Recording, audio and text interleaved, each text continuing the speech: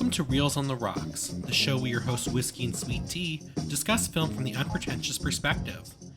Let's relish in the beauty of trash this shameless September. Journey with us into the Valley of the Dolls. Don't forget to like, subscribe, hit that notification bell, and as always, please be advised that spoilers are ahead.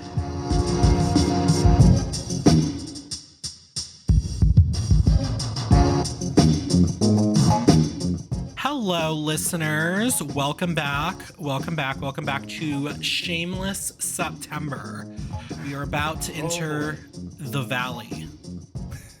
What valley is that, T? The Valley of the Dolls.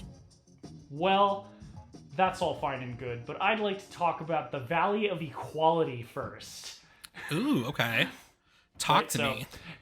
It sounds like, I don't know if you're probably going to remember I was going to suggest this as a mini topic, but so, again, because it takes a while for our show to come out, this is, I don't think it's as, late of an article as the last thing we covered, but there's an interesting Variety article, as well as, some other people picked this up, talking about last year and representation with women and minorities and women of color. And it was pretty bad. One thing that kind of was parroted a lot last year was like, oh, this is the year of women, this is the year of Barbie. And, Barbie was great, but I believe I even said this last year where it's like, it's awesome that Greta Gerwig is kicking butt, but one movie does not change an industry. And now, the analytics have come out for that, and it's very interesting what they have found. And so the numbers that I'm going off of, first off, I'm pretty much getting this all from the Variety article, 2023 historic low for women in film in leading roles. Like, if you Google that, you can find the exact article. Do you know who wrote it? Yes, it's by Angelique Jackson. Okay, so, go ahead. Definitely check out her work. She's the one who wrote all of this. But the data that she is going off of comes from a USC Annenberg Inclusion Initiative report headed up by Dr. Stacy L. Smith. So, going to be going through a lot of statistics here, but basically what they do every year is that they go through the 100 top grossing films of the year, and they figure out how many of those films were either led or co-led by women of color, ethnic groups in the minority, and things like that. In 2023, it's the same number of women in leading roles since 2010. So we've gone backwards a little bit. So out of last year's 100 top grossing films, only 30 of the films featured women in a leading or co-leading role, which is identical to 2010, which is where that comes from. And what's especially bad about that is that 2022, it was 44 films that featured women in leading or co-leading roles. Wow. Yes. So in the major backtracking. Right. And there were, I wrote a quote down from the article by Dr. Stacy Smith, who said, "This is a catastrophic step back for girls and women in film. In the last 14 years, we have charted progress in the industry. So to see this reversal is both startling and in direct contrast to all the talk of 2023 as the year of women," which I kind of agree. And this is, it's not the thing you gotta get, because I'm sure there's going to be people listening where it's like, well, not all movies can have women in a leading role. And that may be true, but this is also kind of about the workforce. If there's not as many women in leading roles, that means there's not as many women getting jobs in those positions. Right. So that's really kind of at the end of the day why people get upset. It's not just about brainwashing people into thinking women should always be the heroes of movies or anything like that. It's about making sure that audiences feel seen when they're seeing films that they want to see, and it's also ensuring that women in the industry are able to find work. Yeah. So a lot of the notes I took down were just kind of analytics for the year, because that's just women. It goes into more deep sort of statistics about things. So in this year, it was actually better for underrepresented ethnic groups. Mm-hmm. So 37 out of 100 films featured an actor from an underrepresented group, which was better than 2022, which was 31 out of 100. However, it's actually worse for women of color. So this year it was 14 out of 100 had a woman of color in a leading or co-leading role, as opposed to 18 out of 100 from 2022. Right. And can you guess how many there were in 2007? Less than that? Oh, let's see. What do you think? I can't guess. Just throw it out. One. Me. I just want to see. 2007, there was one movie out of the 100 top grossing that featured a woman of color in a leading or co-leading role. One. That's so depressing. And that was a while ago. That was over 10 years ago, but that's what it was in 2007. Yeah, but that's what since we've been alive, which to me makes it recent. That's so upsetting. The worst figure for last year. Another thing that is said a lot in Hollywood is, unless you're a young woman, it's sort of, you get once you turn 30, you start getting cast as the main character's mom. Like that was a famous thing with Forrest Gump, where I'm forgetting her name, but like Sally Field, the woman who played, Maggie Field. The year Sally before, Sally Field. There we go. Sally Field. Yes, the year before she was cast as like the love interest for, and then the next year she was Forrest Gump's mom. So in 2023, only 3 out of 100 women 45 or older.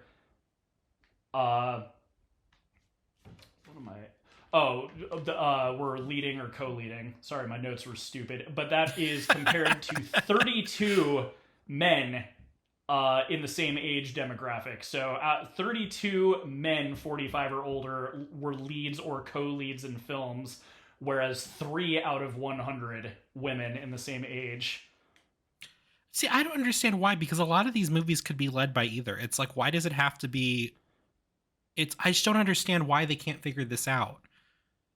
They can't even be like, they never should have been like this, but they can't even be like, they just aren't attractive after a certain age, with nowadays. Maybe. They can make people look conventionally pretty, based on stuff. I don't think these people look unattractive at a certain age, but, it's just like, what is their problem? They are still active. They are still vital. They're still vibrant. They are still can do an amazing job. It obviously depends on what the movie is, but one thing Ms. Jackson does highlight is that this report did not count things like, like group led films. Ensemble films. So, like for instance, last year one of the bigger movies was 80 for Brady. And that was four older women. So the report didn't take some of the films like that into consideration. Right. But I feel like even if you counted those, you might get it up to like a couple. Like 3 out of 100 is pretty low. So maybe you could get it up to 10 if you counted some other films like that. But there are some industry leaders who are doing a better job. A lot of lower... not huge studios like Disney or Warner Brothers, but smaller studios like Neon and A24 and stuff tend to be doing a better job at representation. And Netflix is actually leading the pack. So as of last year, not even last year. So since 2019, over half of Netflix feature films have a female lead or co-lead. Half. So they're technically doing better. Percentage-wise, just last year, so Disney for women in a leading or co-leading role, it was 46%, 46.1% for Disney, which was the leader. And if you remember last year, it was like, woke Disney. Disney is shoving DEI down our throats, whatever. So Disney was leading. Then Paramount was at 44.4, and Warner Brothers was third at 38.52. I know, it's still not enough. Well, and that too. So next point, I'm looking at my notes. So based on the census for ethnic and racial representation, it's 41.4% of the population of the U.S. So, like, you know, if you're trying to match literal representation of people in the country, right, like, that's what you want to hit. But none of these have met the 41.4%, at least according to this report. Yeah. Even though some of those, like, I'm not exactly sure, because I was just listing 46 point whatever. Like, I maybe it's just in general over the, like, last several years or something. Yeah, I think I'm gonna need some dolls just to get through this news. And the thing is too, so this, again, for the people who think that this doesn't matter or something like that, I do think it's kind of worth bullying these studios, because in 2020, easy to forget because it feels like it's been 12 years and not 4 years since 2020. But one thing that kind of happened, and this was in the midst of the whole George Floyd and all of that, is these big studios like Disney and Warner Brothers pledged to increase diversity in their films, right? And they clearly have not. Yeah, and that's the thing too. Like, no one. It's kind of like what we were talking about last year with the writer's strike. Like, no one is going after, you know, indie studios for this kind of thing, because it's always like the big resources, and generally they're kind of trying to tell their own story and whatever. But if you're like making a Marvel movie and you're dumping millions, if not billions of dollars into it, you know, it's like, you can make Doctor Strange's... Exactly. You can actually do something. You can gender bend the Sorcerer Supreme who taught Doctor Strange to be a woman or something. You know, like, it's... Well, not even that. It's like, you know, right now studios are they're so panicked just about every film not doing well that they're afraid to do anything original. I mean, we talked about this before. Originality, original projects, unless it has a built-in fan base, they don't know. But they make enough money right now they can afford to have a few or lower budget projects, you know, with original characters, with good writing, you know, and try their hand, which is what they're afraid of. They're afraid if it's too diverse or something that people aren't going to like it. And, you know, how about you just try it? You guys have enough money, just try it. You know, this goes back to one of the problems with that movie a few years ago that I went on and on about why it was awful. I know, narrow it down. I got it. Bros. And it's like a lot of people in the LGBT community, I read this online, they didn't see it, and they were kind of like, well, because it kind of felt like homework. It's like, go see it because you have to. And then we had this problem, I guess, with Olivia Wilde when she was like, if you don't see my movie, they'll never... And I'm just like, why don't you just make the movie and then don't talk about that aspect at all? Don't push that aspect. Just let it be. Just advertise it as you will normally and stop trying to make it seem like homework for people.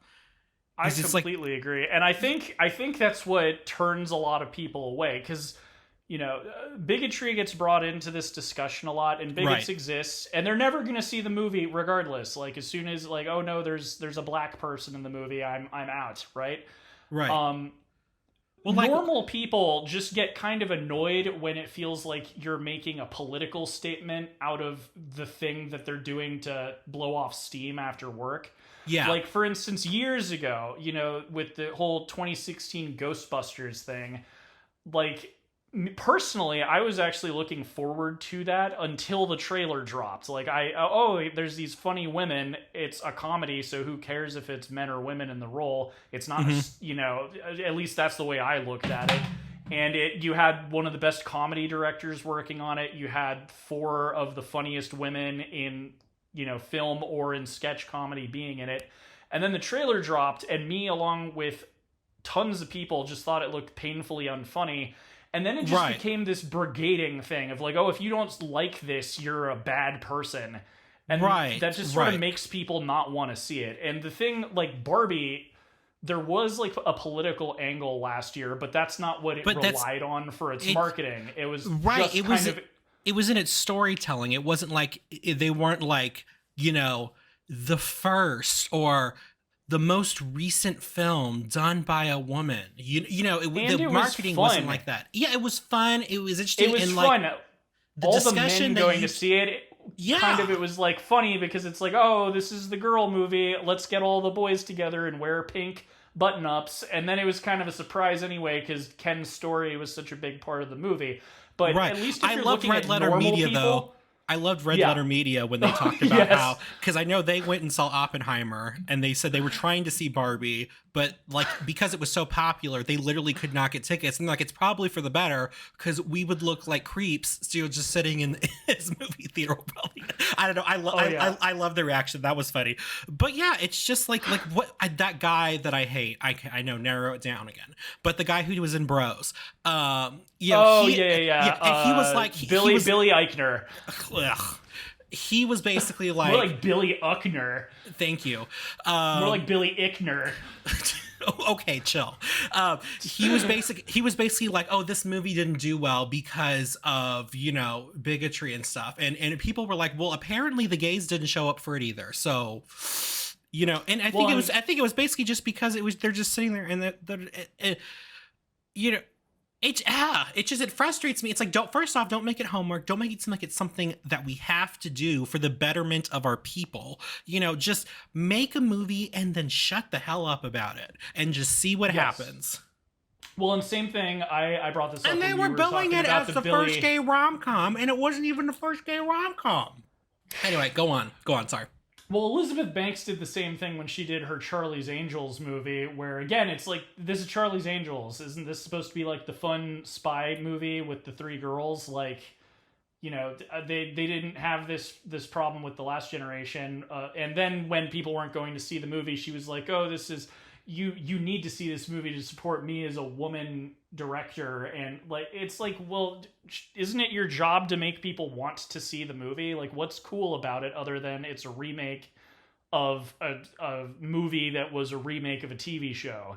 Right. You know, like, it's a problem with, and I feel like that's the other thing I was going to bring up. So a movie I saw recently within the last month is Alien Romulus. Super diverse cast. I think it was pretty evenly. There's an Asian woman, there's a black man, but it wasn't billing itself as like you know, every character hits a different, you know, group, but it doesn't market itself that way. And when you're seeing it, you're just having a fun time. Like it did gangbusters. Like, I think it is the second highest grossing Alien film of all time. I enjoyed it quite a bit. I'll get more into that during our finale. But it was just a fun movie.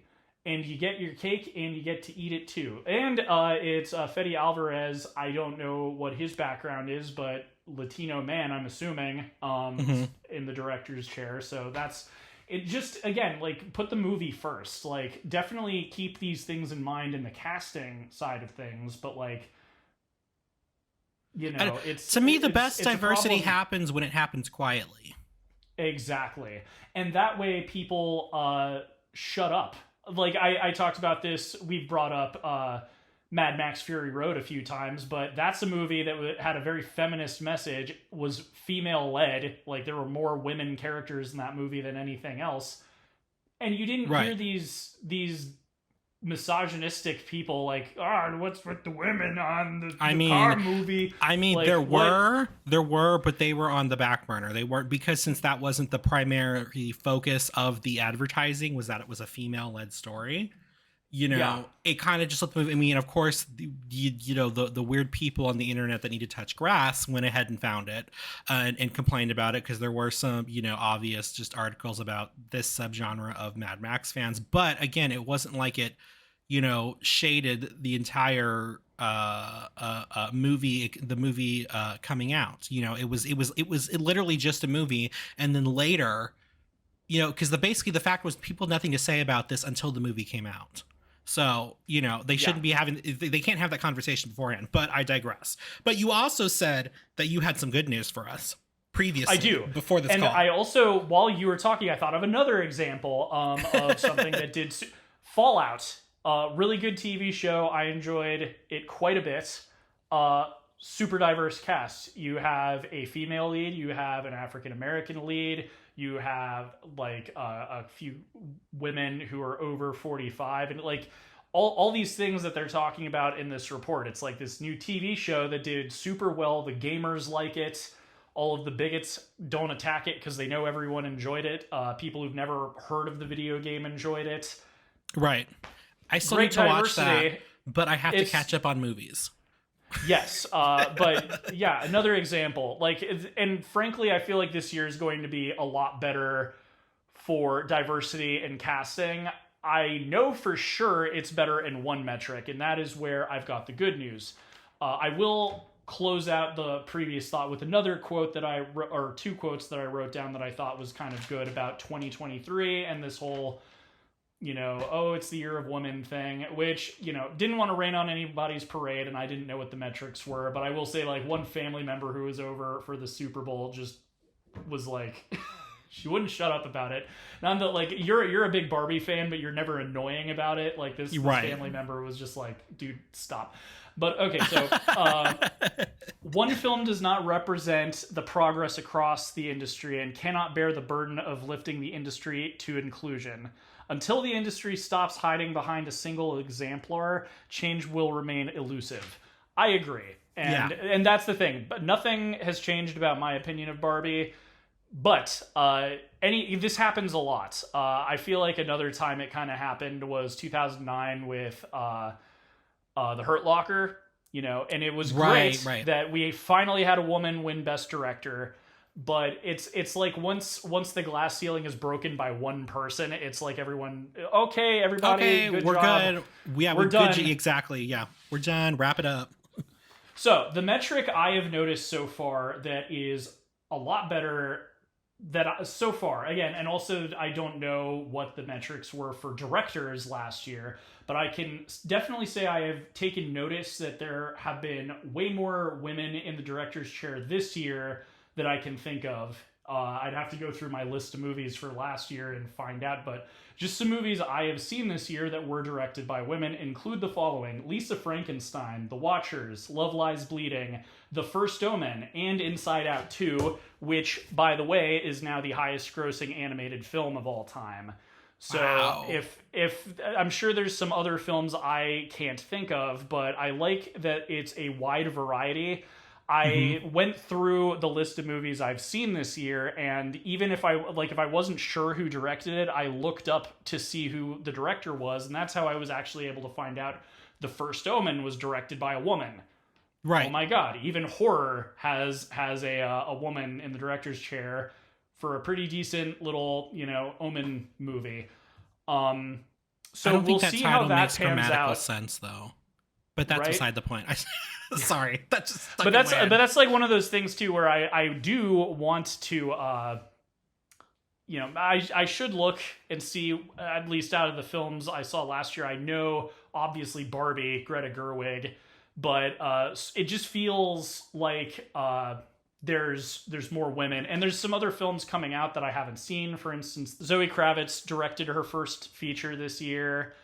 So like there's other women who I haven't seen their films yet. It feels like this year is a better year for women in directing.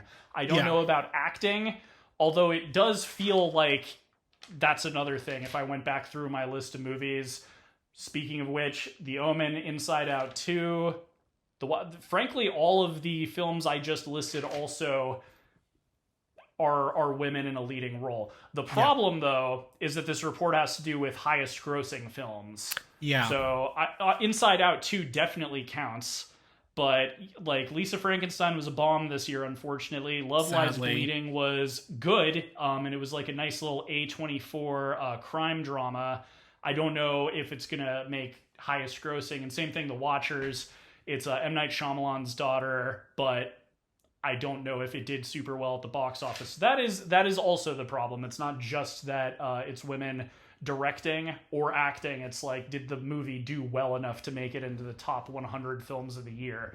Yeah. But unfortunately, that's something you can't control. It's just the market, baby. You gotta hope that they're hungry for that diversity. But I still think that's good news, and I think like it's good that we care about acting, as you know, especially since that's what the audience sees and that's who they're kind of identifying with in the story. But I've mentioned how a lot of behind the scenes jobs are dominated by men. In fact, cinematography, something I'm constantly talking about, is a very male dominated job. So it's very rare to see a woman behind the camera, and that's something that I think should be, you know, more forward thinking. Right. But yeah, just thought it was a nice little wake up call. I do, you know, not to rain on last year's parade, but we can always do better. And I thought this was an interesting little article, and excellent job, Angelique Jackson, for calling this to everybody's attention, because I feel like if no one wrote about this, 2023 would just be it's the year of women, where we have a historic low since 2010. So, with that being said, what are you drinking, whiskey? Oh, well, you know, as a dutiful secretary for this job, you know, my boss said that he might get a little too drunk when we're out to dinner with clients, but I am allowed at least one glass of sherry. So like a good little bitch, I'm drinking a glass of dry sherry, Christian Brothers, you know, dessert wine. It's the one thing I specifically remember them mentioning, and I don't think I've drunk on the show before, so that's what I'm having. What about you, T? See, that would have been smart, and I forgot about the sherry scene. Actually, I've never had sherry before, so I'm going to have to try that now. So, once again, on the hunt for cocktails, Cinema Sips came to my aid again. And in their discussion of Valley of the Dolls, they talked about the cocktail, the Burning Doll, which is fireball, champagne, and a splash of orange juice. So we'll see how this goes, because I think fireball will be too spicy for me, but we'll see. I'm not a huge fan of like fake cinnamon tastes. Like I don't like fireball that much. But you know, it's funny. I almost did a Cosmo, but I'm like, you know, I'll save that for another episode, because you need to save that for when we do Sex and the City, the movie. Exactly. Which I think I've told you this. I've already seen it like 20 times. How have you seen it more than I have? I had a roommate who that was like his favorite movie, and we shared. We had a projector that projected on the wall, and he every other day he wanted to see Sex and the City, the movie. So. You can probably quote it better than I can. So many freaking times. With that being said, we're going to go ahead and... Ooh, spicy. Yeah, very fake cinnamon flavor, but I will at least get through this glass. Not my favorite thing. I did think about trying to pour this cocktail into like empty prescription bottles, but I'm like, no one can see me. That's stupid. I would like to say, like, I know you're going to get into it. One thing I was blissfully unaware of until watching this film, I did not know that dolls was like a slang term in the 60s for pills. Really? Like, even for some reason... No, I didn't know that. I thought we talked about it even when we watched, we did a review for 911, the music video by Lady Gaga, because even in that song, she says she keeps her dolls inside diamond boxes, referencing her medication. It's very possible we did, but that was also like 4 years ago at this point. And I don't know if we went over the lyrics as much as the visuals. True. So it's entirely possible we did and I forgot about it. But it's one of those things that has aged kind of poorly, because it came off as funny to me for some reason. There's something weird about calling pills dolls. But we'll get into that. I've got some interesting takes on this, I'm sure. But so go into the stuff you need to get into. I've got some questions for you. I've definitely got my own commentary, but take it away, T. Okay, The Valley of the Dolls, which I always thought before I'd ever seen this film, I always thought that was a really pretty title, and then I saw the movie. So 1967. In our cast, we have Anne, portrayed by Barbara Parkins, Neely by Patty Duke, Jennifer by Sharon Tate, Lion by Paul Burke, Helen Lawson by Susan Hayward, Mel by Martin Milner, and Tony by Tony Scotti. Now, there were some other people listed in the principal cast, but there's so many people. I kind of just picked the ones that I thought were around the longest. besides, our three main girls. So this film was directed by Mark Robson, who also directed Peyton Place and Earthquake. It was written by Helen Deutsch, who also wrote National Velvet, and Dorothy Kingsley, who worked on Seven Brides for Seven Brothers and Angels in the Outfield, to name a few. It was adapted from the book Valley of the Dolls by Jacqueline Susan. Its cinematography was by William H. Daniels, who you should probably remember from, I think, he's either last year or earlier this year, because I totally forget, when we watched Camille. Okay. Actually, I think it was last year. We watched Camille. He did Camille. He did the original Ocean's 11 and Cat in a Hot Tin Roof. Music was by John Williams. Nuff said. Right. With the songs, not the score, the songs being written by Dory Previn and Andre Previn. The budget for this film was $4.69 million. Its box office was $44.4. Awards, it was nominated for Best Scoring of Music, Adaptation, or Treatment for John Williams. It was Golden Globes. It received a nomination for Most Promising Newcomer Female for Sharon Tate. For Grammy, it was nominated for Best Original Score written for a motion picture or television special. But I know it says score, but I think they kind of meant songs because the person nominated was Andre Previn. So, and then we had a Laurel Award, which is no longer around. For top drama that year, it was 4th place. And Satellite Awards, Best Classic DVD. It didn't win any of these, but these are all things it was nominated for. Things to note that originally signed on to direct this film was, for the director, was Fred Zenham, who was of all his films, the one I recognize the most was the 1955, I believe, Oklahoma. And it was the original draft was written by Harlan Ellison. And he left over changes to the script that the studio wanted to make and disliked the changes so much he had his name taken off the credits. So, before I dive into a little bit of the history of where this came from, what are your first kind of thoughts? Not like deep thoughts, but your first thoughts after watching it, because you sent me quite a response. Yeah, right away. So my response is mixed. I liked some things. I really disliked other things. I didn't think this was that bad. Like, so I know, first off, I was going off of the misconception. I was thinking of Beyond the Valley of the Dolls, because when you sent this, I was like, oh, that's that crappy movie that Ebert wrote. Yes, no, okay, Ebert you wrote, did know that. Yeah, he did write it. I knew. So yeah, and that it's not even a sequel. It's unrelated. It's so weird because they use the title, but then they're like, this has nothing to do with the Valley of the. Then why use that in the title? So I knew about that movie being just like glorified pornography, and that's what I thought this was until after watching this. I'm like, this is kind of silly at moments, but it's not that bad. And sure enough, his name wasn't in the credits. And then after finishing the movie, I looked up and saw Beyond the Valley of the Dolls. So I think, like, before, piece by piece, I'll give my opinion on certain elements of the film, because there's definitely a lot to go off of.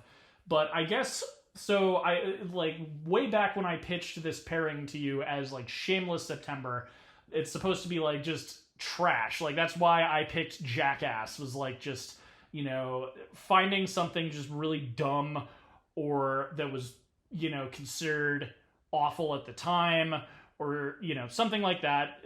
Just shameless, irredeemable trash kind of movies. So I guess my first question to you is, why did you pick this for Shameless September? Because it's a trashy movie that was poorly received, and like, it was based off of a trashy novel that was also poorly received.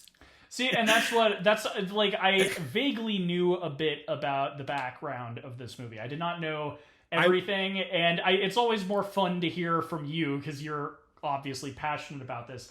And so, getting into the trashy aspect of this movie, for anyone who has not heard of this, who's tuning in, what I would say as just kind of a blanket statement for what this is a Lifetime movie before Lifetime movies existed. That's like the best way to put it. Really, it's so stupid and it's so preachy and but that's kind of why I don't completely hate it, because it falls into that realm of unintentionally hilarious. Yes. There's and that's why, like I said, with the slang term for dolls, there's moments where they're using that term and it's just unintentionally funny because it feels like it's trying to sound cool or something. Another way I describe it comes this, across as, I always thought that the delivery of how they say dolls, I always thought it comes across as very much like, hello, fellow teenagers. Yes, absolutely. And a lot of the writing is so, Neely is such a terrible bitch that you don't even really feel bad for her by the end of the movie. And she's the funniest character. Because her acting, no offense to that actress, but she is so over the top hamming it up anytime she's in the throes of drug addiction. It's like an after school special. It's so the scene that I genuinely started laughing out loud at was when she was in the sanitarium. Just give me a doll. I can't sleep. I just want a doll. I was cracking up because it was it was like high school play level bad. My favorite scene with her, there's of course the famous fight she has with Susan Hayward's character in the bathroom, where she's over there. God, that's an iconic scene. That was funny. And also that's kind of and that's the thing too, this movie is so close to being good. Another thing I was about to compare it to, you have not seen this film. It might be something we'll cover in the future. I know it's a film that would probably make your skin crawl, but Requiem for a Dream. Oh God, that's also kind of what it feels like this movie wanted to be for the 60s, but really fumbled the bag. It's essentially like an anti-drug movie, but it is so heavy-handed with the messaging.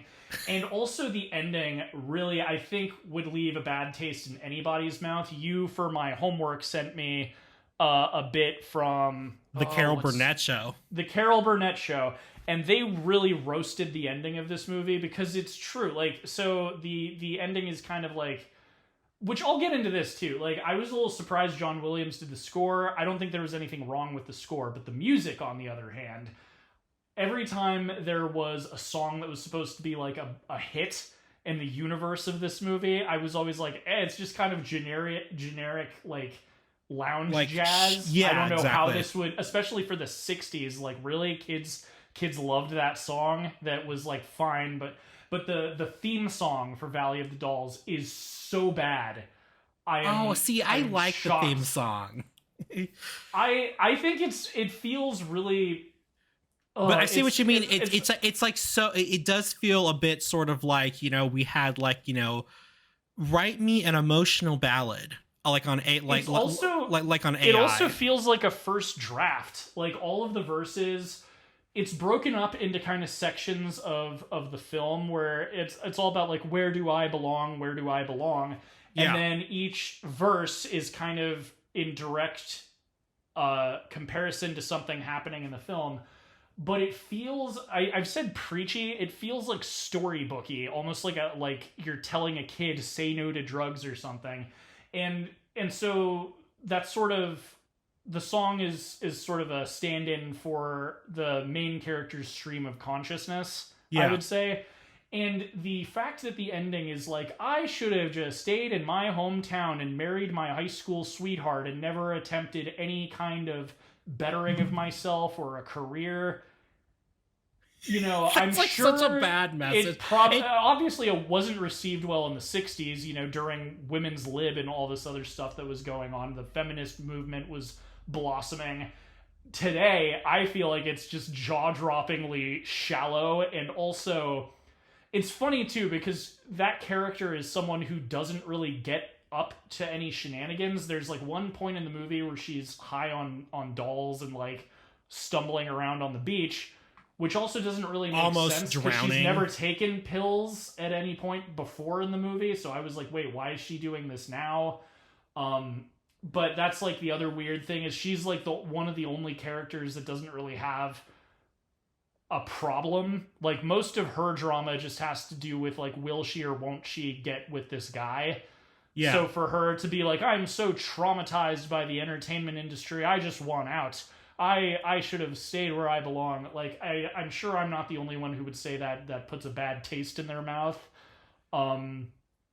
And it feels kind of out of nowhere and weird and wrong. Well, okay, I will tell you why it feels out of nowhere, because that's not the original ending. That's not even the ending in the book. So I was gonna wait to get into this, but since we're here already, as I said, what's his name, Harlan Ellison, had written the original screenplay and had kept the original ending of it, of the book, where Anne and Lion do get married, but Anne becomes dependent on pills to numb herself from the pain of Lion's affairs while trying to raise a child. So basically, yeah, it's more of a tragic ending that even she is unable to escape. Yeah, that's a darker ending, but I feel like that's more in line with what the movie's trying to get at. Well, right, so that's why he took his name off the project. He said that this ending is such a betrayal, basically, to Anne's character throughout even the movie, and then as people who are fans of the book had come to know Anne of, and that's kind of why he was like, okay, fine, I don't want my name on this project. So the people I mentioned who are credited as the writers, they actually came in to do the rewrites. As I said, the ending felt wrong on so many levels. Also, just as I keep using the word preachy, but that's the best thing I could say, because it feels very like normative Christian fundamental. Stay at home and be a wife. Don't go out and get a job, or else you'll get addicted to pills and kill yourself. I don't know. Like, that's the vibe the narrative was kind of trying to take. The one other thing I did like, and we might as well get into, so there's 3 different narratives going on. There's 3 different characters. Before we get into that, though, let me just read. I wanted to read you where this came from as far as the novel. Go for it. So this movie came out in 1967, and the rights for motion picture adaptation were purchased before publication. The book came out in 1966, so like less than a year later, this movie basically came out. It was an instant bestseller. It was, though, widely criticized by basically everyone, and it was poorly received. People talked about how it was, how it had the writing was poor. Like, the way they talk about it kind of makes you think of Twilight. However, It was the best-selling novel of the year, and at the time of the author's death in 1974. It held the Guinness World Record as the best-selling novel in publishing history. So there were some changes from what I told you about the ending. Another major change is that the book takes place over a period between 1945 and the 60s, whereas this one's kind of compiled to just in a few years during the 60s. And the author had her name written down here. Jacqueline Susann, she was not a fan of the movie adaptation. One of the things, I read this, I don't know why this particularly bothered her, but like, it bothered her that the movie starts in the winter and ends in the winter instead of starting in the summer and ending in the winter like the book does. I'm assuming it was a symbolism thing, but yeah. But like, to capitalize on the trashiness factor of the novel, the book was essentially a white hardcover. It said Valley of the Dolls on it in bold black type, very similar to how it appears in the movie, except the cover of the book was just covered with raining down pills. So, we're already kind of getting into playing up the salacious aspect of this from the very beginning. But so that's kind of just the origins of where the story came from. Like I said, it was an instant bestseller when it happened, and then it became it was in the top 10 of the movies that were released that year. It was a big moneymaker for Fox, and it was a big enough thing where they greenlit a sequel, and which we'll talk about that at the end. I mean, towards the end. And then so you say the book and this film were poorly received. by critics. Definitely Audiences not in ate it up. sales. Clearly not in sales, because the book, it sounds like, broke like records. It was a best-selling novel, and it sounds like this movie did really well. You mentioned the budget versus the gross earlier, Right? And it sounded like it was quite a profit. So, are you saying like more just critically it was not well received? Yeah, when I say it was not well received, I'm talking about the critics for it. It has even today, after we've had years to re-examine it, it still only holds a 33% rating on Rotten Tomatoes, with the consensus being that it's trashy, campy, soapy, and melodramatic. Valley of the Dolls may be a dud as a Hollywood expose, but has nonetheless endured as a kitsch classic. Leonard Maltin's book TV Movies gave the film a bomb rating, saying scattered, unintentional laughs do not compensate for terribly written, acted, and directed adaptation of Jacqueline Susann's bestseller. The film was also included in the landmark 1978 book, The 50 Worst Films of All Time, and how they got that way. So this film is just kind of just known overall for just being bad. It's campiness though. Go ahead. Well, so was this received well by the public? Because this is already starting to kind of, and in fact, it even kind of reflects what we said about Jackass last episode, where, the public loved it and knew it was bad, but kind of relished in the fact that it was almost like a guilty pleasure. But this is almost kind of, you mentioned Twilight. That is another great example where critics hated Twilight, but people went to see it nonetheless and loved it. Same thing with like 50 Shades a few years later. Is this another one of those kinds of situations where if you asked your average person from the 1960s what they thought of it, they liked it? Or was this just everybody hated it, but for some reason everybody went to see it? So from my understanding, his audiences liked it. We had sort of the same sort of situation, though, with Airport. It's a 50 Shades situation. Yeah, audiences liked it, and it has become essentially a cult classic film. According to the Wikipedia article, critics and audiences have now, in retrospect, loved its campiness and its trashy plot points. And I did not know this, but it is particularly celebrated by gay men for its campiness and has become part of the LGBT cultural canon. I have no idea why. The book I understand, but not the movie, because I was reading that there's a couple performances I could definitely some gay men having fun recreating. Frankly, specifically like the wig fight. The bit that I was just making fun of with the "give me my pills" or "give me my dolls," like I could definitely see for a laugh someone is reenacting that. There's like a couple things in the film that I'm not entirely surprised. Well, and that's one of the things I liked about the movie. I thought that the bad acting was actually kind of hilarious. Yeah. It's so... Yeah, but continue. Well, they did say that, what's interesting that it's now being part of the LGBT cultural canon, is the fact that even still back then, censorship at the time, even still in the late 60s, censorship at the time did prevent as trashy and exploitative as this film was, they did have to change certain things or not mention them. For example, I guess in the book, the character of Jennifer, who's played by Sharon Tate, has experiments with lesbianism. The character of Ted Copacabana, or whatever his name is, Casablanca, I forgot whatever the hell his name is. That was a dumb last name anyway. His character is confirmed in the book to be bisexual. And I believe he has affairs in the book with men, while, Patty Duke's, Neely character is drugged all the time.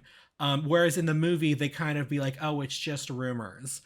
And then I guess there was there was also some discussion of the fact that the character of Tony, who was married to Sharon Tate's Jennifer, the one that ends up in the hospital later, he preferred certain types of sex with his wife, and that was something that couldn't be discussed in the film.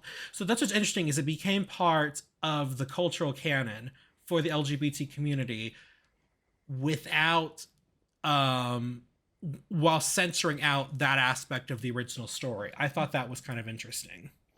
It is. It's also, not all gay men are alike, and some are not going to take as much offense to things. But one thing that really shocked me seeing this was that it is aged worse than Jackass as far as slurs go. Right, I told you last episode. I was terrified Bam Margera was going to say the F slur or something, and I was shocked when, for the entirety of Jackass, nothing really that offensive was said outside of just some curse words. And then this movie, they dropped that F-bomb at least 20 times. It was especially that one scene with Neely, like, it's quite a certainly would not go over so well today. Right. And well, like at first I was like, okay, it's because at first they were just saying queer, but then they decide to, use the full slur, and I was like, I kind of forgot about that sequence, or maybe because I've only seen it on TV before, they had been edited. But I was, so that was definitely something. But you talked about the bad performances in this, which is so funny because I forgot where I was reading. It's mainly Neely. It's mainly Neely. Okay. I don't think that the main character, what's her name again? Lynn? Anne. Anne. I don't think she's really given enough to do a bad performance because her character is pretty one note for the whole movie. Right. And then, honestly, Sharon Tate's great. I actually thought that she was the best character as far as, like, because she's very sympathetic. Like, she's trying to provide for her husband who has a terminal illness, and she's not addicted to drugs. She is, maintaining her dignity despite doing, like, nude films in France. Like, she, honestly, like, besides her tragic end, she's like the best character to me anyway. See, I thought her character. So, and again, she's not given any material to do an embarrassing performance because, again, for most of the movie, she's pretty. She doesn't fly off the handle or act crazy or anything. So it's mainly Neely. Neely is the one who hams it up and is incredibly funny for most of the movie. And she's very hard to sympathize with because pretty much right off the bat, she is a selfish, vindictive person. Right. She's so easily manipulated. Well, and that's like kind of her whole arc, which is the whole anti-drug thing with her, is it's like, oh, even if you get clean, you're just going to go right back to the dolls. And that's sort of what happens. It's like, even when she does get out of the sanitarium and she's sober, like, she just does her self-destructive stuff again. She gets rid of her, lying her manager, is abusive to everyone around her. And that's kind of an interesting thing that I think was a good idea, but not necessarily executed really well. Like, At the beginning, she is basically being overlooked because of an established actress who's a bitch. That's like how the movie starts. And you think like, oh wow, like what a mean, shitty woman, and you kind of can tell that the arc is going to be that Neely's sort of becoming the same type of person who tried to ruin her career at the beginning, but then it becomes evident that she's actually worse because this other actress does not have a drug problem. She, still maintains relationships with colleagues and people, and she, obviously was trying to kind of keep her out of the spotlight when she was starting out, but she never got to that point Neely was at. And that, I think, was a really cool idea. The problem is, partly because of her performance and partly because of how her character is written, it is impossible to sympathize with this woman. She is the one that's dropping all of the homophobic slurs. She's the one that is like, okay, not to excuse the movie, but that was just. I know that language. Was a thing at the time, but it's not a nice. Even at the time, that was not a nice thing to say. And also, like, the way she treated her first husband. There's like the whole thing with her is just so. She's living in a hell of her own making, and there's almost kind of a satisfying sort of way you feel watching her just ruin her life all over again. Well, I And mean, I loved, you talked about how on the nose and how heavy handed this was. Her, especially the end where she's wandering around the street screaming and she just lays down next to a pile of trash in the street. And I'm just like, could we be more on the nose with this? Are they trying to say that she is trash, T? Is that the lesson they're trying to? I just don't know. The metaphor is too subtle for me to pick up. Are they trying to say that she's gutter trash? And that only gutter trash get addicted to pills and marry allegedly gay men? No, she's, again, like, to me, she's the worst, but she was also the most entertaining thing about this film. I felt like with it's Jennifer is Sharon Tate, that's her name? Yes, Jennifer. Jennifer was like the legitimately heartbreaking part of the film, because it's her end is so tragic that she just feels like she can't be literally anything else besides her body, that basically instead of having a mastectomy, she will just die instead. Because she feels like she has no value. That is so sad. And that too, that's established pretty well with her mother, who she's still sending money, is like saying, "Oh, you have no talent. You just have a body. That's all you have." Man, it's honestly like that. If that whole thing was just the movie, it would have been a better movie. Like, that whole story was just really good. But yeah, so the heart and soul is with Jennifer. The entertainment value is with Neely, and then the narrative connecting tissue is with Anne. Yeah. Well, so since we're talking about casting, so Neely, I was reading online, she's played by Patty Duke, and I can't believe, I don't know where I read this. It might have been in a YouTube comment. It might have been on a comment on somebody's page, and I was reading an article about it. Somebody was like, I can't believe they didn't get that, and I think they were being serious. I can't believe that Patty Duke didn't get a nomination for her performance. And I'm just like, this better be a joke, because that was awful. That's now the internet trolling. No one in their right mind would think that. Literally, that's so funny. And then, so the thing about Patty Duke, so Patty Duke, as you know, is the mother of, I forget what his name is. The Dukes of Hazzard? No. The guy that's in Rudy, Sean Astin. She's his mother. Oh my god.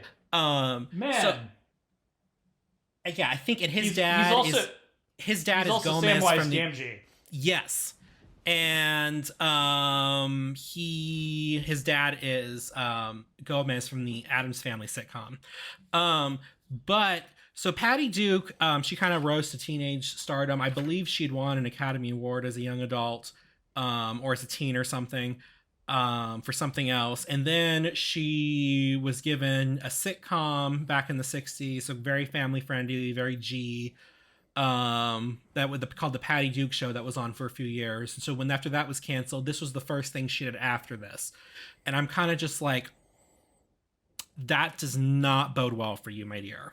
I did not read her career trajectory. I just saw that and I thought that was pretty funny. She'd actually originally she read for Neely, and I believe also Barbara Parkin had read for Neely too, but Barbara Parkins was given to Anne. So actresses that had been considered to play Susan Hayward's character, I get all these people confused, Helen Lawson, the older actress. So there's a little bit of a story here. So they had circled with many, because Susan Hayward was kind of like a last-minute replacement, actually. So actors they originally considered were Natalie Wood, Kim Novak, Debbie Reynolds, Mia Farrow, and then they had gone on... I'm sorry, none of those people I just read. I'm reading my notes wrong. Scratch that. For Helen Lawson's character, pardonnez-moi, Patty Davis had been considered, Ginger Rogers had been approached, and Lucille Ball had been approached. Now, Ginger Rogers and Lucille Ball both passed on it. Ginger Rogers basically cited the content of the script as to why she wouldn't do it.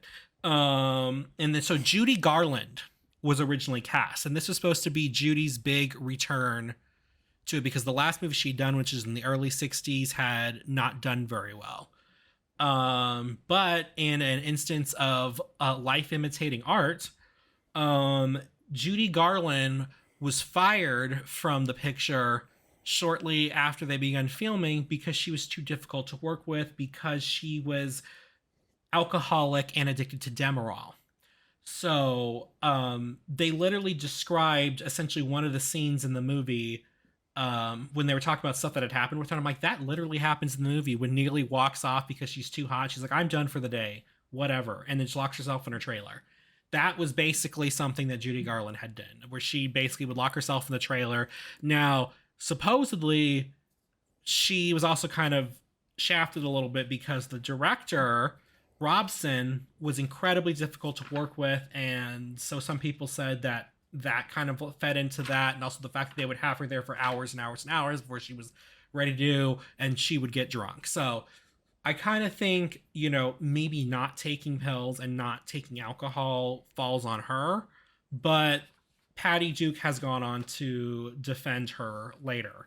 But I thought that was pretty strange that essentially she was fired for essentially acting out a plot line in the movie.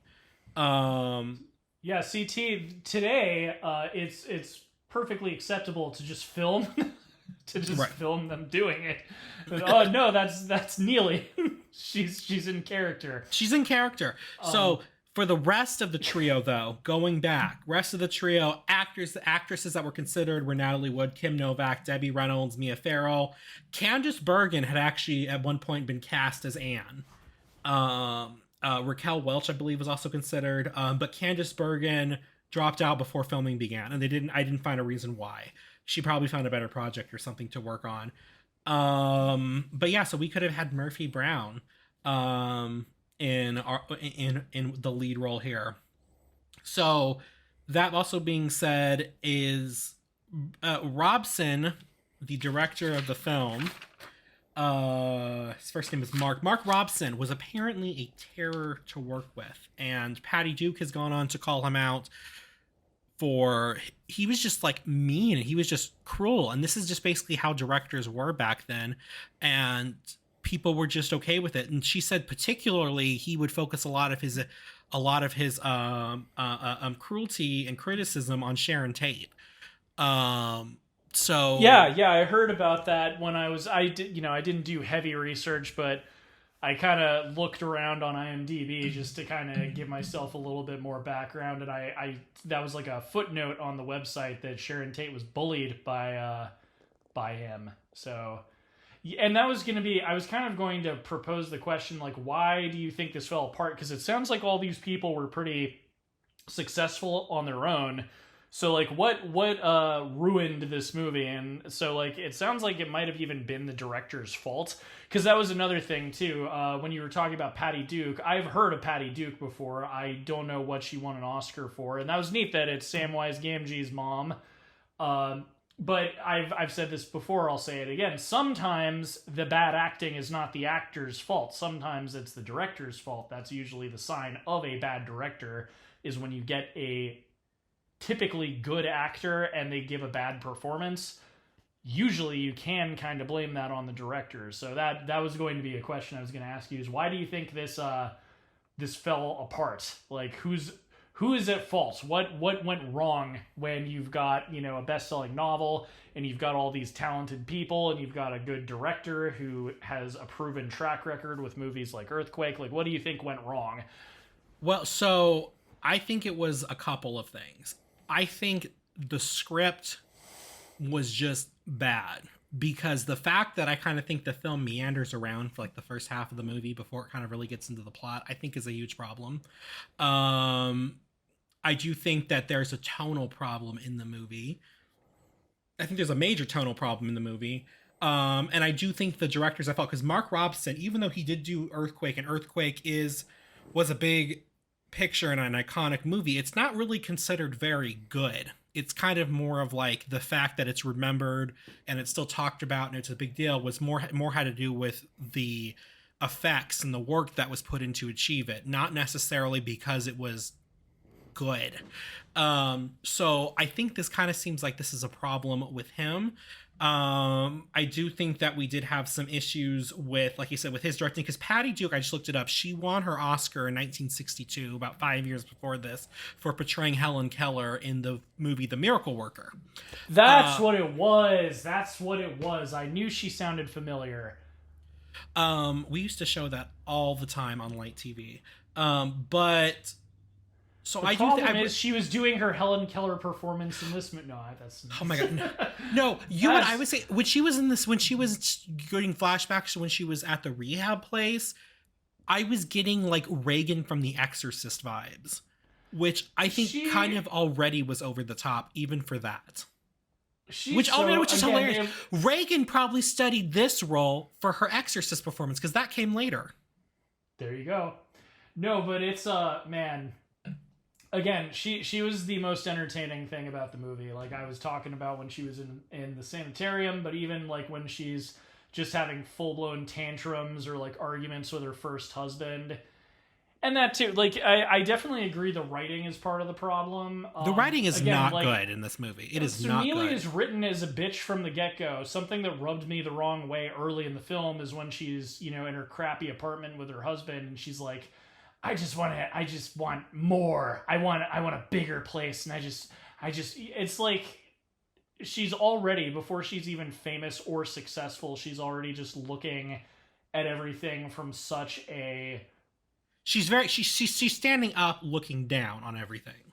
Yeah. And it's like, you haven't even made it yet. And it's such a very, toxic mindset she's in. And it's very, whatchamacallit? I mean, her downfall is very self-fulfilling. It is. Well, because she's essentially given, but she's given every chance to succeed. Although I don't understand why, even after all this, she was still carrying around pills in her purse. Oh my god! I just realized they were. It was a metaphor. They were trying to say she's trash. When she's lying down next to the trash, they're trying to say that she's trash. Wow, that's really subtle. I can't believe I didn't get that until now. No, yeah, the pills in her purse. Yeah, it's and that too. It's unfocused. It's also kind of unclear. I'm sure it was that way in the book, but having the three different narratives, like besides, I just explained why Anne is in the movie not too long ago. She's basically the connective tissue that has them. She's essentially working as secretary to their agent, but it's like she doesn't need to be in the movie. Other than being kind of the avatar for all of the young women going to their local cinemas in small town USA to be warned not to get into the entertainment industry. But outside of that, she just doesn't really matter in the story. And I think this was a problem that had to do with the rewrites of the picture, because I feel like in the way that it's presented, Anne is basically supposed to essentially be us. We're supposed to be the outside observers. She's supposed to be us. And I do think it's very interesting of how, even us, like she is given all this information, can so easily fall into temptation, like when she does do her one bender on pills because she can't deal with the fact, which I don't know if that scene's in the book or if that was them trying to figure out a way to shoehorn the ending somewhere else in there for her character. I don't know. Can fall into temptation, but then at the end it's like, oh no, she was kind of like supposed to be involved in all this. What's going on? And so I just do think it was the way her character was written. Now, I did have to look it up. I wasn't sure. I'm like, girl, why are you taking pills? Nothing's going on. But I guess it's just one of these like 60s etiquette things I didn't know about. It's supposed to, it's basically supposed to be super obvious they're having an affair. And I'm just like, are they? Oh, I guess they are having an affair. Neely and Lion. But, So yeah, I thought, because I think if they had kept her completely independent from the story and she's kind of just always just there, I would have understood why her character is present in the story in the first place. Because as like I said, she's supposed to be us, kind of always circling but never exactly seeing inside. It's kind of like one of those things. What was that one movie you had me watch? Like Blue Velvet. Who was that? Who did that movie? What's his name? Oh, David Lynch. David Lynch. That's the one that starts with the ants in the grass, right? Yes. Yeah, so I thought I kind of thought like her whole thing, like she's supposed to be us, and it's supposed to be like we're all, like we all don't kind of. I mean, it would be kind of hokey, but it would make sense. Like we're all like one, like we're Kyle all one MacLachlan watching from the closet. Yeah, exactly. Watching from peering into another world. Exactly, and we're like always one step away from somebody who has this problem, but it's not talked about. It's a whole thing. But the way that her character is written, you're kind of just like, why are you there? Because actually, I kind of asked this question a couple times when I was watching it this time. I was kind of just like, girl, why are you even here? Because I was like, that you're not, because I was waiting for her to fight somebody like Dynasty style, and that never happened. I thought she was end up kind of like what was it called, like getting into a cat fight with Neely over Lion. That never happens.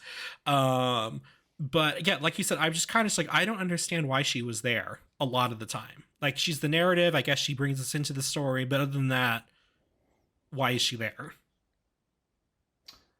It's a good question. But yeah, and also, okay, so on top of the bad writing, so one of the screenwriters quit because they changed the ending. The person who ended up being like the screenwriter was the woman who wrote the book, right? Am I remembering? Oh. No, the two women who ended up being credited as the screenwriter was Helen Dush, like I said, who had done National Velvet previously, and Dorothy Kingsley, and she had written Seven Brides for Seven Brothers and Angels in the Outfield. That's right. Angels in the Outfield would be much later, though, correct? Correct. Yeah, that was one of our former president's favorite movies. That was a Disney movie from like the 90s. Okay, no, the Disney movie was a remake. This is the original. Okay. So, I guess my question... So, two questions. Why do you think Fox changed the ending to be different from the book? And why do you think these women were so bad at adapting this story? Like, what? Especially, it sounds like they have, successful scripts behind them. So, like, what went wrong? Do you think it was studio interference? Do you think Fox is the reason it's so hokey and that the writing is so bad? Or do you think it's their fault? Like, what do you think went wrong there? So, I think there's two things at play here. One of the ones that I think of is, like I said, specifically in first reviews of the novel, the poor writing of the novel was criticized. So I do think there was some poor, kind of structuring and stuff to begin with there. But a good screenwriter can work with that, can fix it. But I think on top of that issue was the fact they had a script written. Now, I neglected to look up what Harlan Ellison had previously done, but the fact they had somebody else's essential completed work and the changes that they wanted to make were so drastic to the spirit of the story or the characters that what I think, and I don't know for sure, but what I think ended up happening is essentially these two women were brought in and they were given notes. And they were basically told, you need to fit these notes somewhere into the script. So I basically think they essentially came in and kind of Frankenstein these notes into this. And it kind of created this very uneven plot, uneven tone, and everything. Which I think that's what happened. And I do think this movie reeks of studio interference, because as much as they wanted to make this, like I said, they bought the rights before the book had even come out. Was just how salacious and sordid a lot of the topics and the things were. So, they wanted it to make a splash and be exploitative, but they also still kind of had to deal with, well, we also don't want, this is back when this still mattered. Every religious group in the world coming after us, or, people for, with their picket signs for decent programming, picketing theaters and stuff like this. So I think basically this book was too controversial to be made into a film at this time. Because there are some better, and I think they're better received, but not as popular, later adaptations of this into a mini series and into a TV movie, I think in the 80s and 90s, when things were a bit looser with what they could do. So that's where I think the writing came from, But regardless of the bad writing, people still enjoyed it enough, like I said, for this film to earn back, 11 times its original budget. Absolutely. And like I said, I feel like it's too hokey, and partly because of the time period it was released, but this felt like it was trying to be what Requiem for a Dream is. And that's like, shockingly, trying to scare you away from like like maybe not necessarily being realistic, quote unquote, but just like what is the worst case scenario of what could happen. Right. Another question I have is about this author. So this is like a very specific anti-Hollywood, anti-entertainment story. Like it's anti-drugs as well, but it feels like whoever wrote this book had a message in mind. Is there any backstory with this author? Did she come from the entertainment industry? Is this based on her own experience, or is this just like some woman writing fan fiction about women taking drugs and becoming lesbians and marrying gay men? And like what's where did the book come from? Why did someone write this in the first place? So I didn't do a lot of research into the book, but I did happen to be able to look at the TCM opening and closing for this movie. Like, they do the whole, we're showing this movie. So somebody had posted online. So Ben Mankiewicz had presented this, and he did say that, and I know I've said her name like 16 times, and I keep forgetting what it is, that Jacqueline Susann had come from the entertainment industry, and this was loosely based on her own experiences into trying to make it as an actress, which she never really did. So he said, in this writing, she was able, to find, some fame, when she wasn't able to in the actual acting world. So this is based loosely on her own experience. Not saying she went through all this. This may be stuff that she saw. This may be some of her friends. I didn't go and look at any interviews. I'm sure they're out there. But that is what he did say, that this was based on her experiences with this. But she did hate this adaptation of the film. She's very much like Stephen King that way. Stephen King didn't hate all of his adaptations. He hated The Shining. I'm just talking about the iconic adaptation. He did hate The Shining. But, okay, that's it felt... whoever wrote this... Side note, Stephen King has gone on the record to say he is a Swiftie, and he says her music makes him happy. So I do have to put that out there. He also doesn't mind The Shining now. That was like when it came out, it made him very angry, but he doesn't hate it anymore. Well, he did do his own. He did do his own remake of it later that was on TV. He actually, I think, either wrote and or directed, but it's actually all filmed at the Overlook. He approved it. I don't know if he was. It's very faithful to his. But that's a different thing. It makes sense that this author it's a personal story, because it felt like whoever wrote this had a bone to pick. It feels very. But I feel like you said. I feel like the only story though that in the whole movie is very exploitative of this kind of illness and things like this, because I am one of those people that does believe addiction is an illness. You don't believe that addicts are gutter trash? I do not, but I do. Stop it! You're gonna get us canceled. But I do. Hey, that's not what I said. It's what the film said. It's what the film says about Neely specifically, that she's gutter trash that keeps dolls in her purse because she is a bad person and therefore became addicted to drugs. That is what the film has taught me about drug addicts and Neely specifically. Fun fact, I believe in one of the scenes with Neely where she's at the theater, I don't know if it's at the beginning or at the end, I forget, I read this and it has been confirmed that one of the assistant stage managers was a pre-Jaws Richard Dreyfuss. I'm not surprised. Well, I mean, frankly, this was right before, because you also have John Williams before he got super famous. Although, man, the man has never stopped winning. Even before he was a famous film composer, he was already still getting nominated for Oscars. I mean, I think the score in this is really pretty. I don't think there's anything wrong with the score. With the music, you hate the song, I know. The main song I hate, and then with the songs that are supposed to be like hits, that are sung by these characters, you know, in clubs, and oh my god, that's going to be a gold record there, Neely. Oh my god, what an amazing little song.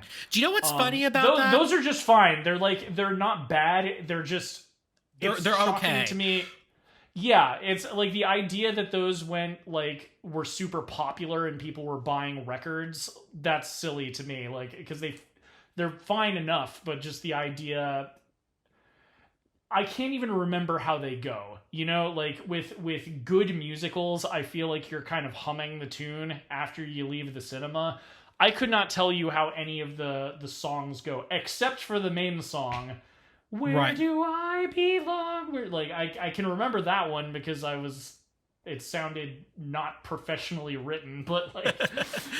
Fun fact, the version that appears in the movie is performed by Dionne Warwick. Her contract, though, with her label prevented her from having it also released on the soundtrack. So if you were to purchase the soundtrack, the song is on there, but it's covered by somebody else. So her version only appears in the film. But what else was I going to say about that? Well, you wanted to talk about the sequel that's also not a sequel. Yes. That was written by famed film critic Roger Ebert, who hates trash even when he's someone who writes trash. Well, and that's the thing too. Like, I was looking into like Beyond the Valley of the Dolls, and it sounded like it was borderline pornography because unlike this movie, it came out in the raunchy 70s, and it sounds like there's nudity. There's a lot more risque behavior. I have not seen it because that's not the film I was reviewing. But take it away, T. Okay. It sounds like you had a lot to say. So I just wanted to talk about, kind of like where this was potentially going. So this movie was a huge success. So much so that, Fox wanted to do a sequel, and they approached Jacqueline Susann about writing it. She's the one that came up with the title Beyond the Valley of the Dolls. And she actually wrote a script. Now, from what I had read, and so what I read and what I heard, and this goes back to the TCM closing about this, as well as what I was able to read online, is that Fox rejected her script. So my guess probably it had too much depth in it. Suzanne, you cannot have pegging in this film. We're the 70s. We do lots of cocaine nowadays, and nudity is totally fine. Deep Throat exists, but we can't have all this pegging in the film. It's not okay. I mean, that would have been in the second one. So that's what I mean. So they need more of that in this. So Beyond Valley of the Dolls was, like I said, she wrote a script for it and it was rejected. So because it was rejected, they were able to bring in Russ Meyer to direct this. And Russ Meyer, according to the TCM that I heard, was known for, quote, nudie cutie films, end quote, where he would basically have all the women be big breasted in it and essentially come as close as possible to essentially being porn as he possibly could. So that was... So hello, Dolly. No. I mean, that's one way to put it. And was written by Roger Ebert, who loves, I mean, I don't want to be that person, but it's kind of like he was very opinionated about what is and isn't a good movie. And the fact that he wrote this really kind of, and I never really believed this, but maybe this does, provide some credence as those who can't critique. That's what I was going to say. Those who can't become critics. No, what's funny? Like, I'd never seen this film before, but as I was saying, that was something I knew.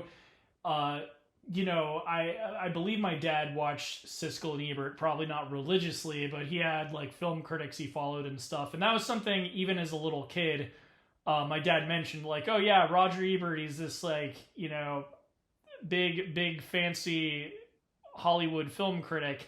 But when it's his turn to write something, he writes just garbage. Like, so that's where I heard about, Beyond the Valley of the Dolls, like when I was a kid kind of getting into movies. Like, my dad was like, oh yeah, this famous film critic wrote crap. So, he's a good judge of movies, but I mean, he was not very talented.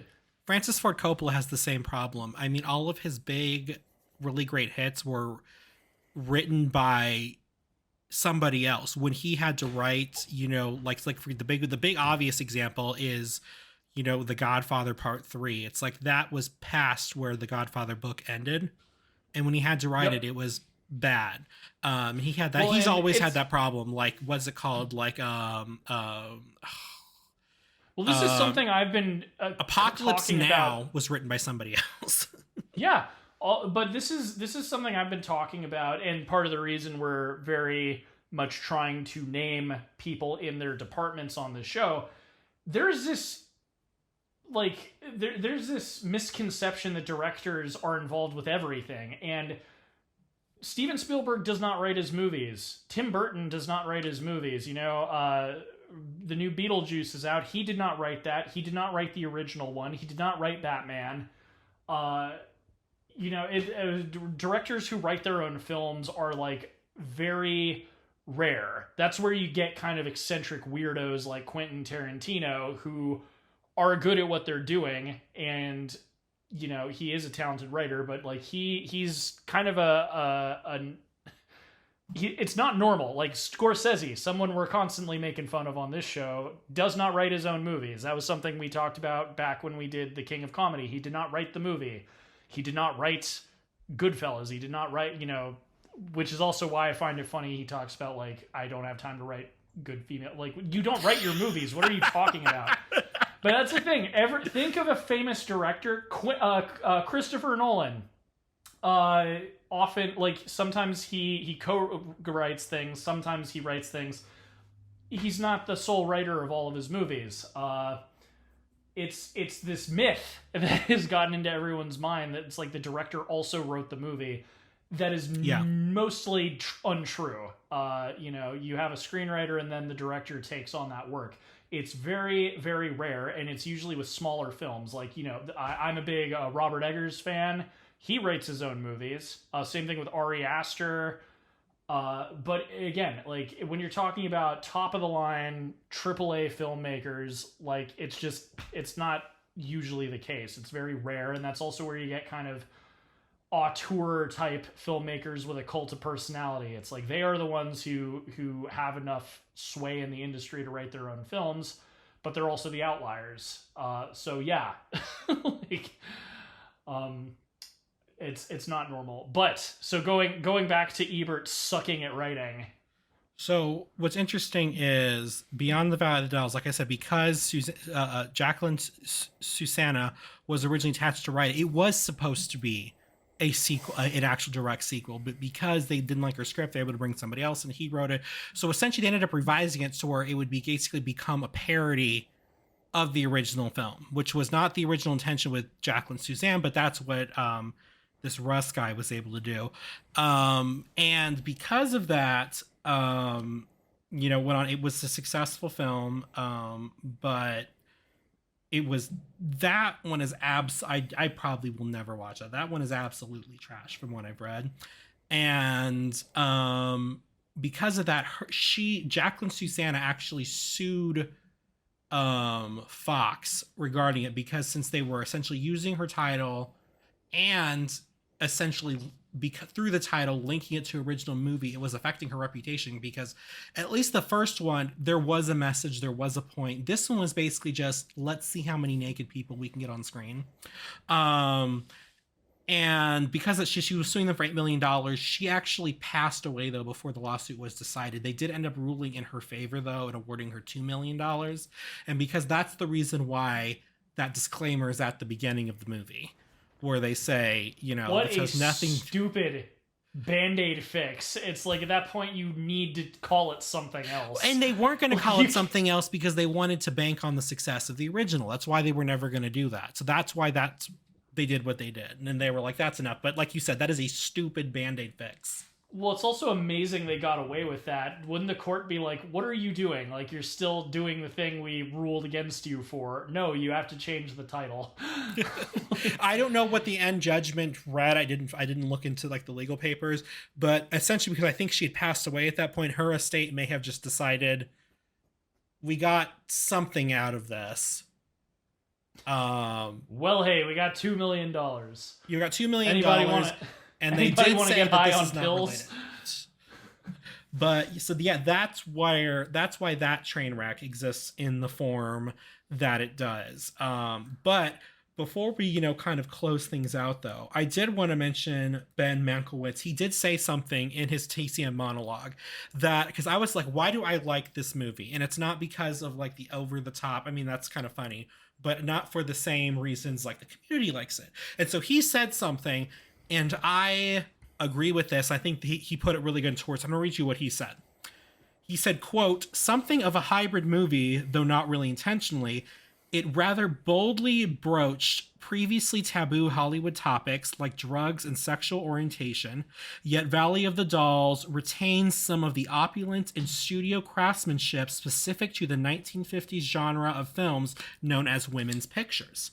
Now, women's pictures is a very specific type, like he said, that existed in that time, that were meant to be geared towards women, not to be confused with women's cinema, which are created by women, but it was geared toward them, and they did have a very specific look about them and grandeur. And I think that's one of the things I appreciated, is it did kind of sort of mesh that sort of opulence and kind of classic beauty in film with these taboo topics. And I do think that is one of the reasons why I like this film, even though it's not very good, but I enjoy it because of those reasons. I think you are right. Because I enjoyed this too. I don't think it's necessarily a good movie, but I do think something that was shocking to me was the way in which it approached this subject matter. I mentioned the homophobic slurs.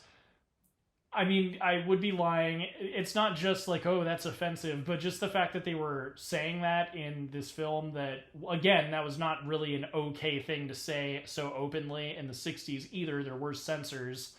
So, again, like I've said this will be the third time I said it. It felt like it was trying to be what Requiem for a Dream was, and that was shocking. Yeah. And it fell flat on its face, and that's why it's funny, and that's why it's very entertaining. But I think there's something admirable about them trying to tell a serious story about this stuff, because the dark side of the entertainment industry has been around forever, since before movies. When you hear, like you mentioned, Judy Garland, when you hear what she went through on Wizard of Oz, it's disturbing. It's like, oh yeah. So there's something kind of admirable about them shining a light on this stuff. And again, what sort of makes it notable is how hammy and cheesy and after school specially it is. But that's also why it's fun to watch. I actually would watch this again, because I found it entertaining, and a lot of that was Neely. I was bullying Patty Duke for a lot of this review, but if she ever, for some reason, stumbles upon this podcast, it's because I love you, Patty. It's because you did such an entertaining job, and frankly, I think you're probably better than the material than you were given.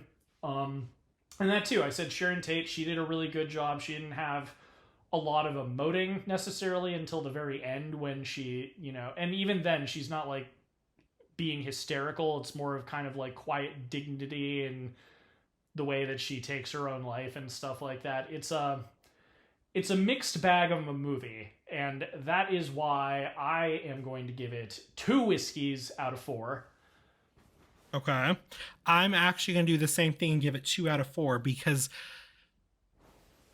like you said, it didn't necessarily succeed with what it was doing, and it is a very trashy movie, but I do think it still retains its ability to be enjoyable because of its unintentional hilarity. And there is, like you said, there is definitely some heart in this movie, especially through Jennifer's story, and there is some attempted objectivity in this movie with Anne's character. But yeah, I do think I don't think it's as bad as they wrote it out to be back then. But then again, this is also sort of I do think this film did fall victim to the fact that of its time, and like he said in MTCM, that it was broaching a lot of taboo topics that weren't talked about at the time. I do think that kind of helped it, but they were very exploitative and very trashy about it. So 2 out of 4 pitchers of sweet tea. Yeah, and people talk about bad movies all the time, and I take into account a lot of things. This was not a poorly made movie. It looks fine. It's shot well. There's, the music's solid. For it to be, truly, truly awful, to me, it has to, either it has to be abysmal writing, or it has to, be bad in multiple areas. And it's not really that. Sometimes I feel like people, a lot of times in critic circles and stuff, people are hyperbolic and sensationalize their own opinions just to get clicks online or get people to listen, and that's fine. But some people are so dramatic when they say something is a terrible movie.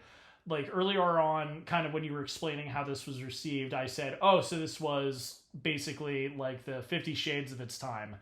And that seems kind of, I think that's about right, because 50 Shades was also a perfectly well-made movie. There's nothing wrong with it technically.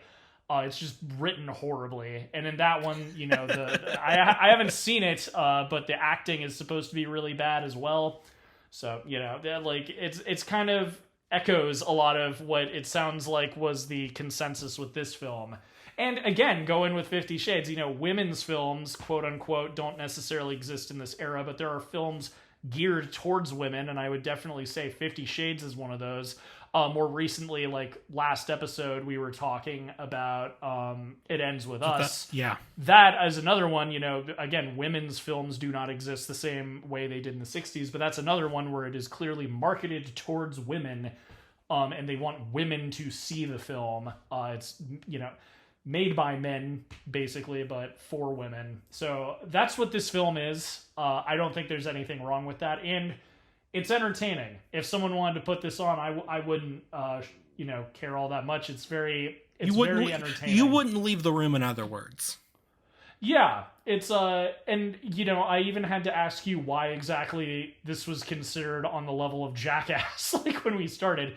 Because it isn't that bad. It's as I said, the acting in parts is really bad and the writing is really bad, but that's about it. And it's just hammy. It's a Lifetime movie before Lifetime movies existed. That's the perfect way. That's the perfect way to categorize it too. Awesome. Well, what do you guys think? Have you even heard of this movie, or are you like me? Do you think that I am too mean and that this is one of the classics of 60s cinema?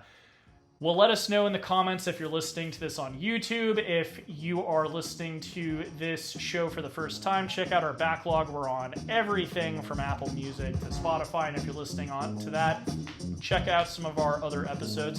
But until next time, I've been Whiskey. And I've been Sweet Tea. Keeping it Kino. And suck it, Scorsese. All right. Talk to you guys next time. Halloween is just around the corner.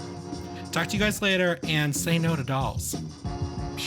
Bye. Bye.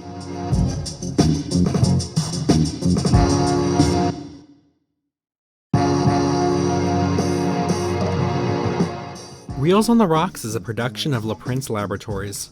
It is edited and produced by Alejandro Castillo and features original artwork by Asa Esparza and original music by Pat Mars. Follow us on Twitter at Reels on the Rocks, and tweet at us with any movies or topics you'd like us to discuss in the future.